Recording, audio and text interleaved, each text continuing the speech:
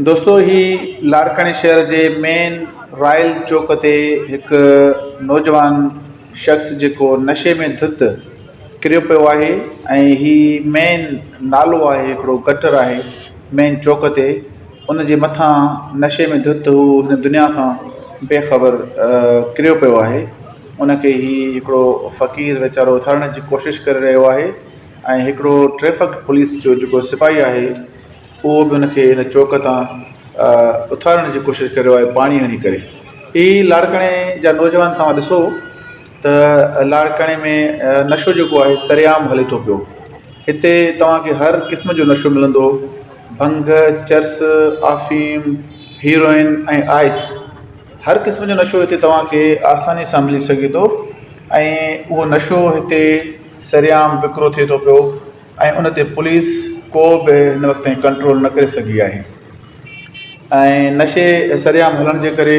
लाड़काणे जा सवें हज़ारे नौजवान मुख़्तलिफ़ चौकनि ते तव्हांखे ईअं नज़र ईंदा, सरेआम नशो वापराईंदे तव्हांखे नज़र ईंदा।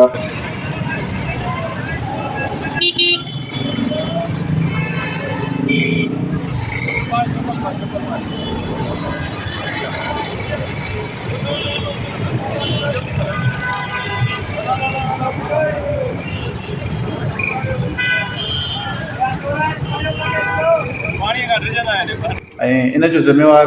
असांजा लाड़काणे जा जेके चूंडियल हुक्मरान आहिनि ऐं जेको हितां जो कमिश्नर आहे, हितां जो जेको मेयर आहे, हितां जो जेको डिप्टी कमिश्नर आहे ऐं हितां जो जेको DIG आहे, हितां जो जेको SSP आहे,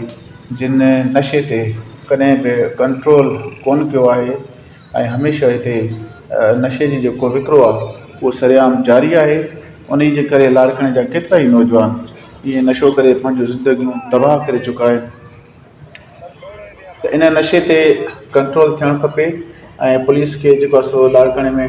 नशे खपाईंदड़नि तोड़े नशो वापराईंदड़नि ते एक्शन खणणु खपे त जीअं ही नौजवान पंहिंजूं ज़िंदगियूं तबाह न कनि ऐं नशे जी लानत खां बची सघनि। सो इन जे करे ही मां चौक ते ॾिठुमि, रॉयल चौक जेको लाड़काणे शहर जो मेन चौक आहे, उते ही हिकिड़ो नौजवान बेख़बर नशे में धुत किरियो पियो हुयो। सो आउं ॾिठो, मूंखे अफ़सोस बि थियो हिन ॻाल्हि जो त असांजा सिंध जा माण्हू ईअं पंहिंजूं ज़िंदगियूं तबाह करे नशे में पाण खे बर्बादु करे चुका आहिनि।